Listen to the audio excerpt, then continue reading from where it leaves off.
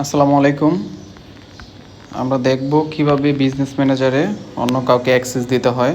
এটার জন্য প্রথমে আপনার চলে আসতে হবে মেটা বিজনেস সুইটে চলে আসবেন। আসার পর এখান থেকে আপনি ডান পাশে লক্ষ্যগুলো দেখতে পারবেন, এখানে মোর বাটন আছে, এটাতে ক্লিক করবেন।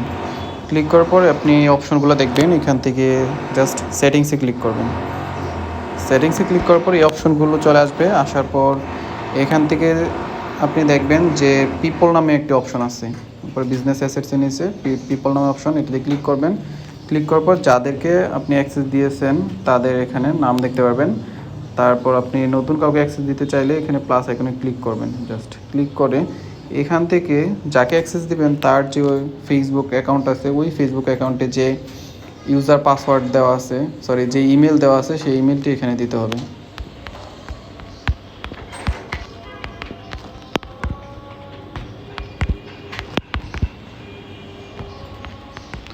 দেওয়ার পর এখান থেকে জাস্ট নেক্সটে ক্লিক করবেন। করার পর তাকে কি অ্যাক্সেস দেবেন, বেসিক দিবেন। বেসিক দিলে সে আপনার পেজ অ্যান্ড হচ্ছে যে আপনার পোর্টফোলিও জাস্ট এগুলো অ্যাক্সেস করতে পারবে। অ্যান্ড হচ্ছে যে তাকে ফুল কন্ট্রোল দিলে সে ফুল কন্ট্রোল নিতে পারবে। তারপর নেক্সটে ক্লিক করবেন। ক্লিক করার পর এখানে জাস্ট সেন্ড রিকোয়েস্টে ক্লিক করবেন। ক্লিক করার পর তার এই মেইলে একটি মেল যাবে, সেখান থেকে সে এই রিকোয়েস্টটিকে অ্যাকসেপ্ট করে তারপর আপনার তার নাম দিয়ে আপনার পেজের বিজনেস ম্যানেজারে অ্যাক্সেস নিতে পারবে।